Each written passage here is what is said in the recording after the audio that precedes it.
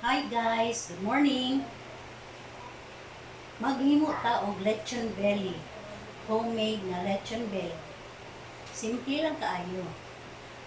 Ang atong mga lamas, bumbay ug ahos. Sibuyas dahon.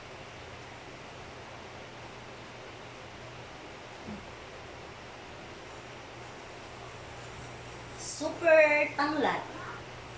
Mao ni siya ang pinaka-highlight niya. Super tanglad. Ganun. Asin. Ajinomoto. Pamienta. Magic sarap. O wine.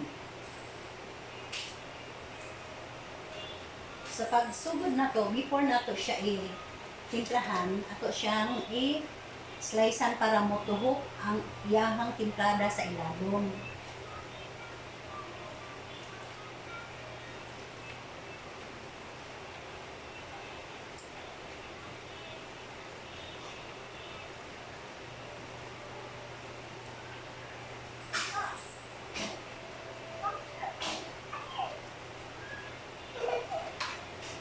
Ano siya guys, sulod ang iyahang mga timplada.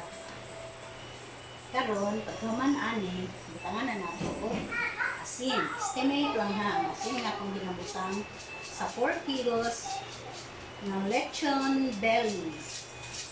Daghan ng asin kay marinate pa man ni siya, tunaw man ang asin. Ang asin.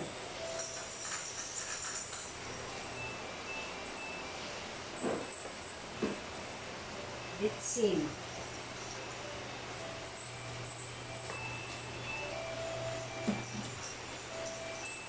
Magic sarap.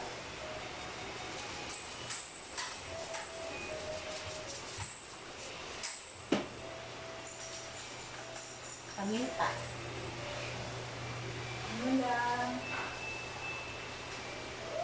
Dagan ang paminta para mas langit. Wala ang nahang langsa mahal sa baboy. Wine. Wine din siya actually din. May lang.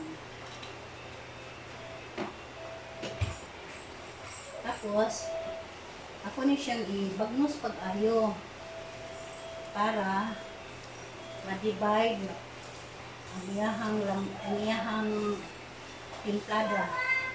Mapantay ang timplada niya. Yes, kilid.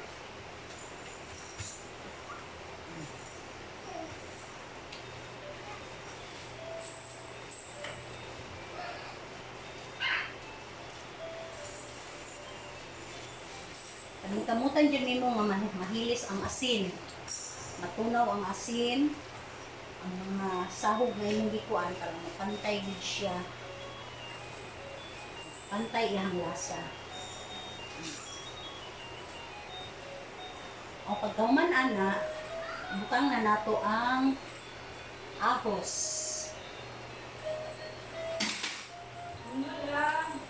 Bumbay.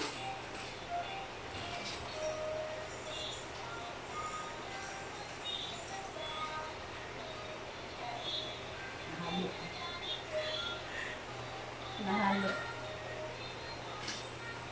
Okay. Tapos, para di mo tuhok ang lasa sa ahos, imo siyang ibagnos. Ibagnos mo sa mga part tarang lumot ang iyang mga kilid-kilid, dili lang kay sa tunga ang lasado, pati sa mga ilalom. Bagnusan mo siya ahos. Tapos, imo siyang isuksok sa mga na-slice na mga panag.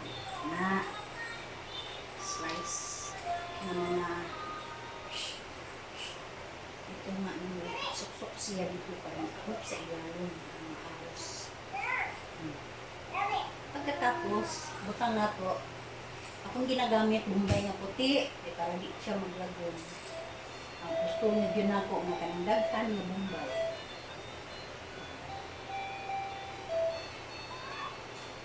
isa ka Bombay buo na dako.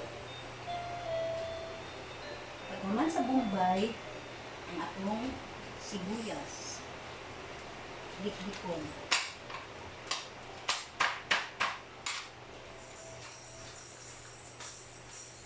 Pagkakuman, ang atong super tanglad.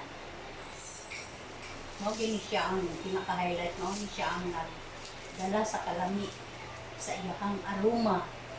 Gini siya ang kalami samot sa lechon belly. Okay, tapos na.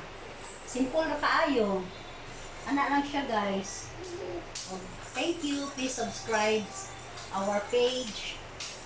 Like our page and subscribe our YouTube channel.